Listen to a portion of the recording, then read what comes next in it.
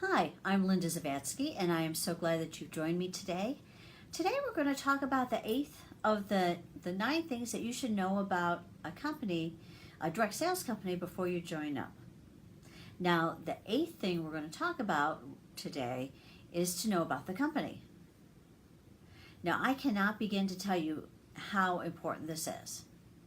Keep in mind, if you're going to hitch your wagon to a company, remember, you're independent, and yet you're not. So while it's your own business, if you've staked your reputation and your entire business and your income to a company and to a brand, you need to know what you're signing up for. So much more important than products, so much more important than inventory and all those other things, is what are you really signing up for?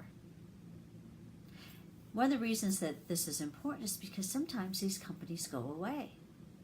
And a lot of times when they do, they literally close their doors overnight.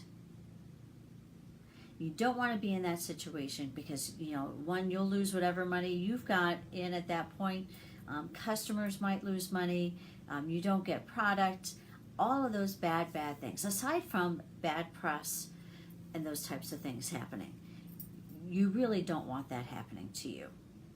Okay? We're building a future. We're building something here. We need to make sure that the foundation of it doesn't disappear on us. Okay?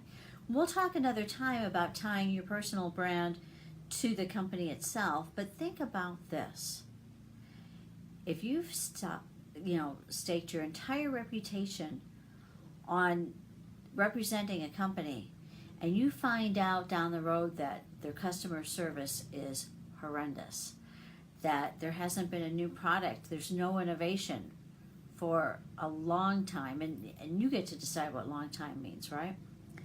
If you find out that the websites are having trouble, all of those things reflect personally on you and your brand and your business. It's important to understand what that really means to you. Now, there's other things to know about a company. What is the pending litigation? And I'm not even saying if there is, because more than likely there's going to be some. That in and of itself is not scary to me. And the reason for that is, gosh, anybody at any time can file any kind of a frivolous lawsuit against anybody. That doesn't scare me. If I see there's a lot, and I see the FTC is involved, and if I see that they settle and make things go away very, very rapidly, maybe that's a red flag. Maybe it's not, but maybe it is. Maybe it is something you need to think a little bit deeper about. Now, another thing about the company is the product innovation. How often are they rolling out a brand new product? And is that product significant?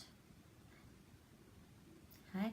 To just update a website every 6 months, 8 months, year, 2 months isn't necessarily that hard anymore.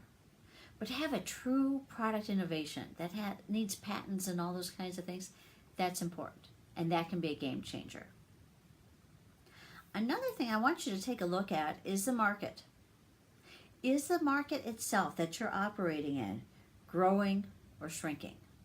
Is this something that is just a flash in the pan, or is this something that seems to be growing year over year, month over month, and will continue to?